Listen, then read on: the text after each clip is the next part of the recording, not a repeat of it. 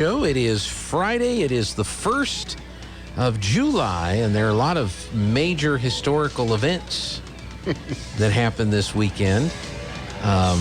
Going back to the signing of the Declaration of Independence, which happened around this time in Philadelphia, PA. It did. And then Gettysburg. Battle of Gettysburg was this weekend in Pennsylvania. That's right. And something crashed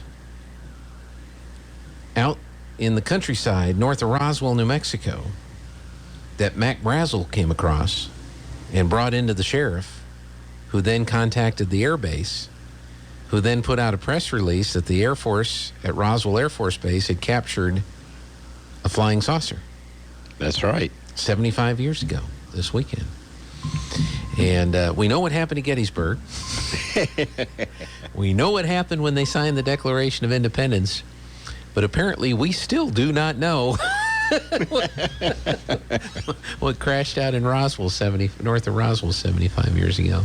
Well, it's still newer. That's Gettysburg was over 100 years ago. So yeah, over 150 years ago now. That's right. 100.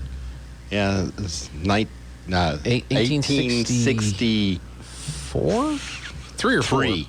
3. I think 3. I could be wrong. Right, but it was a while back. And all that. Have you been through the UFO Museum in Roswell? I have not. I've been by it many times. Yeah. But I have not been in it. Well, I went through it 6 years ago when we had Clyde out then. I haven't really spent a lot of time there since then, but I did get a chance to kind of walk through, and they've really freshened it up and revised some of the displays. They've added some technology and things like that. So it's one of those things that you have folks that visit and they ask you about it, and you probably ought to go see it every year or two just to stay up to date with all the new stuff. And their research library is pretty extensive. You want to read books on all the research, all the stuff that's been done, trying to figure out what happened. They've got a pretty extensive library in that building, so it's kind of a fun tour. So anyway, I have Kirk is here from Lowell's Pharmacy, and I got to ask you, COVID hasn't gone away, has it? It has not. There's still people out there getting COVID right now. In fact, I believe that I saw where our president a month or maybe 2 months ago, I can't remember exactly when, but still kind of affirmed that there's still this possibility of or renewed the health orders that essentially give the World Health Organization the ability to declare a health disaster or whatever within the United States. And as much as I kind of don't like giving our sovereignty away to other governments, because that's essentially what I believe this is. I mean, it's in the good of hopefully trying to maintain the health of the world. Mm-hmm. But I just don't always believe that the WHO has our country's best interest at heart. Yeah. No, I think a lot of people would agree with you, especially around here. I mean, we just saw the Supreme Court rule this week that basically Congress needs to get off their butts and do their job when it comes to environmental regulations. Absolutely. They just can't pass a bill that says we want clean air and then have agencies like the Environmental Protection Agency create the regulations and the standards and fine people and put people out of business for not complying with what they determine those standards are. The Congress has to say, we want clean air, and here's what we're going to allow and not allow on our pursuit of clean air.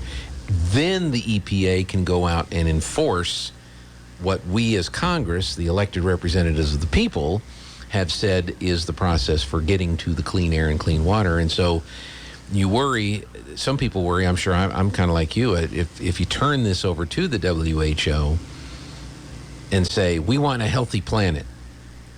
Yes. And well, whose definition? Exactly. You leave it up to them to determine what is a healthy planet and how we're going to enforce that. I think that's scary to a lot of folks. Correct.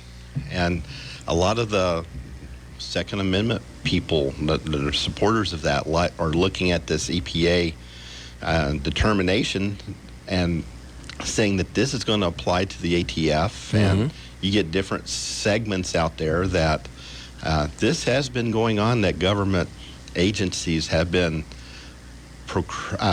appropriating regulations and having the effect of law, when in my mind a lot of that should have been at various legislative levels, whether state or national. No, you're exactly right, and I will be interesting to see. So I'm like you, I'm a little nervous because Bill Gates had even come out here recently and had said the world needs to come up with billions of dollars and turn all of this over to the WHO. So when there's a pandemic or an endemic, you don't have a CDC in the United States and the British version of the CDC or whatever. We all turn to the WHO and say, please, Dr. T, tell us what we're supposed to do. And I think a lot of people are just like, no, we have countries. We decide in our own issue. But that's really, from a public health standpoint, that's a huge debate. It is. And the response to COVID has really amplified that debate that we've had. Just how far can we be pushed around by the government officials who claim that they're doing this in our best interest, in our best health interests, and kind of crazy. We have run out of